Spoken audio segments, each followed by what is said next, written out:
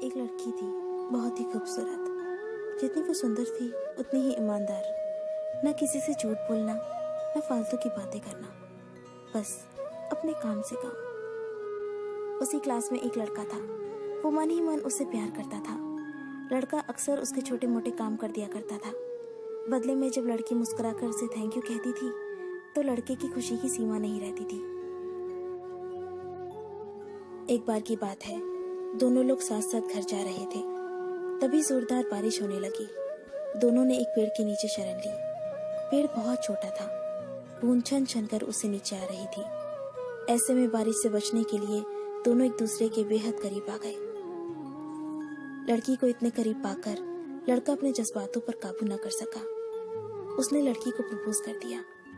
लड़की भी मन ही मन चाहती थी उसे, इसलिए वो भी राजी हो गई और इस तरह दोनों का प्यार परवान चढ़ने लगा। एक बार की बात है, लड़की उसी पेड़ के नीचे लड़के का इंतजार कर रही थी। लड़का बहुत देर से आया। उसे देखकर लड़की नाराजगी से बोली, तुम इतनी देर से क्यों आए हो? मेरी तो जान ही निकल गई थी। ये सुनकर लड़का बोला, जाने मन, मैं तुमसे दूर कहाँ गया था? मैं तो तुम्हारे दिल में ही रहता हूँ। तुम्हें यकीन ना हो तो अपने दिल से पूछ लो।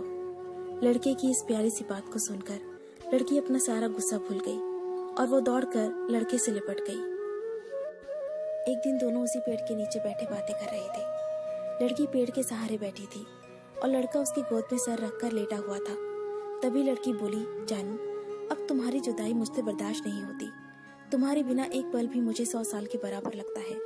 तुम मुझसे शादी कर लो, नहीं तो मैं मर जाऊंगी। लड़के ने झट से लड़की के मुंह पर अपना हाथ रख दिया और बोला, मेरी जान, ऐसी बातें मत किया करो। अगर तुम्हें कुछ हो गया तो मैं कैसे जिंदा रहूंगा? फिर वो कुछ सोचता हुआ बोला, तुम चिंता मत करो, मैं जल्दी अपने घर वालों से बात करूंगा। धीरे धीरे काफी समय बीत गया। एक दिन की बात है, दोनों उसी पेड़ के नीचे बैठे हुए थे। उस समय लड़के का चेहरा बिल्कुल उतरा हुआ था। लड़की ने पूछा तो वो रुआसा होकर बोला, जान, मैंने अपने घर वालों को बहुत समझाया, पर वो हमारी शादी के लिए तैयार ही नहीं है। उन्होंने मेरी शादी कहीं और तय कर दी है। ये सुनकर लड़की का कलेजा फट पड़ा।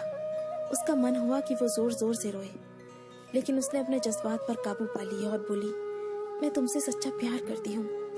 मैं तुम्हें कभी भुला नहीं सकती। प्लीज मुझे माफ कर देना।